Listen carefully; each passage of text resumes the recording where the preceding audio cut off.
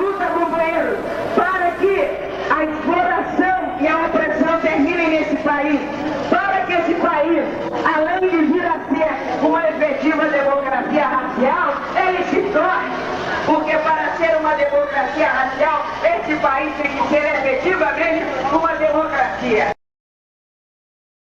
Nós sabemos que as nossas crianças, né, elas sofrem uma desigualdade violentíssima em termos de educação. A gente sabe que uma criança negra que nasce hoje, ela tem muito menos possibilidade de chegar à universidade do que uma criança branca, né? Tem 6, 7 vezes menos oportunidade de chegar lá e, de modo geral, chega muito pouco quando chegam, né, nas universidades de menor nível de ensino, menos qualificadas, etc. Para a mulher negra, o lugar que lhe é reservado é sempre o lugar menor, né? É o lugar da marginalização, é o lugar do menor salário, é o lugar do desrespeito com relação à sua capacidade profissional. Se eu, enquanto professora universitária, etc. e tal, se eu chego na universidade e fico calada, não abro a minha boca, né? Em relação à questão racial, bolas, e saio para as passeatas levantando bandeiras, eu não estou sendo militante, coisa nenhuma. Um dos pontos básicos, né, do programa de ação do MNU, era justamente, né, você levar a questão racial onde quer que você esteja, né? E você tem que levar para o teu campo de trabalho mesmo, né? Para nós é uma luta muito grande, né, você conseguir chegar no mesmo pé de igualdade com uma pessoa branca na sociedade brasileira, né? Isso em todos os níveis. Solidariedade e organização, né? Isso daí é que é básico, é que é essencial.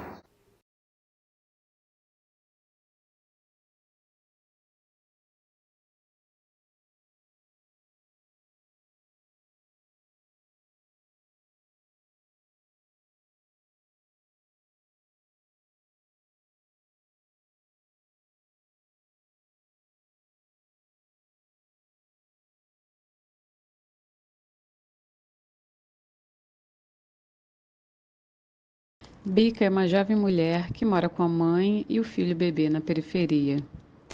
Pressente que a vida de seu companheiro e pai do seu filho está por um fio. Vê sua mãe lidar com as dores da vida. Seu irmão e vários amigos morreram um a um, ainda que tenham combinado de não morrer. Destinos traçados? Bica escreve e sangra. Deve haver uma maneira de não morrer tão cedo e de viver uma vida menos cruel. Vivo implicando com as novelas de minha mãe. Entretanto, sei que ela separa e separa com violência os dois mundos. Ela sabe que a verdade da telinha é a da ficção. Minha mãe sempre costurou a vida com fios de ferro. Tenho fome, outra fome. Eu sei que não morrer nem sempre é viver. Deve haver outros caminhos, saídas mais amenas. Meu filho dorme. Lá fora, a sonata seca continua explodindo balas. Nesse momento, corpos caídos no chão devem estar esvaindo em sangue. Eu aqui escrevo e relembro um verso que li um dia. Escrever é uma maneira de sangrar, acrescento, e de muito sangrar, muito e muito.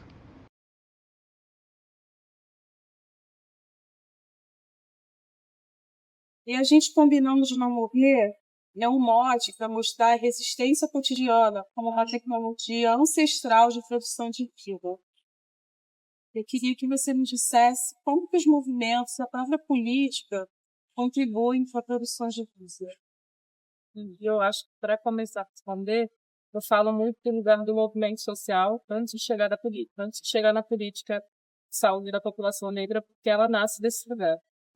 E aí é uma coisa que, historicamente, por ser uma política voltada para a saúde da população negra, falar do racismo é apagada. É apagada, inclusive, as pessoas, os atores, os sujeitos que participam da construção e da consolidação dessa política. Então, eu acho que o primeiro lugar é voltar para esse lugar do controle social e aí pensar quem é esse controle social. Ele tem cara, ele tem cor, ele tem idade, ele tem gênero. E não é ele, né? Ela. E aí, essa política ela é composta e ela nasce, sobretudo, do movimento negro de mulheres negras.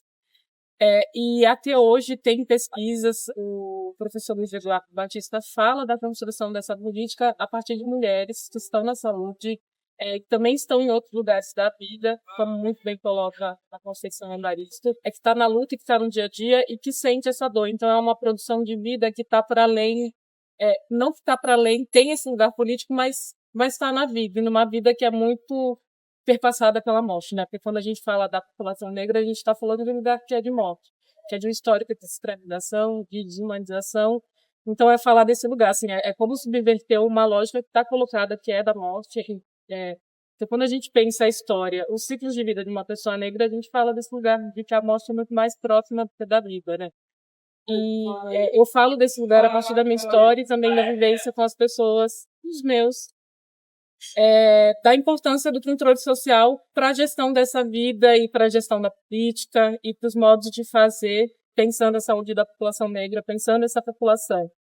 Por se tratar de racismo, e é uma coisa que a gente tem que provar o tempo todo, que está para além de uma questão individual e subjetiva, e como coloca muito bem a Bia do Nascimento, é uma questão coletiva.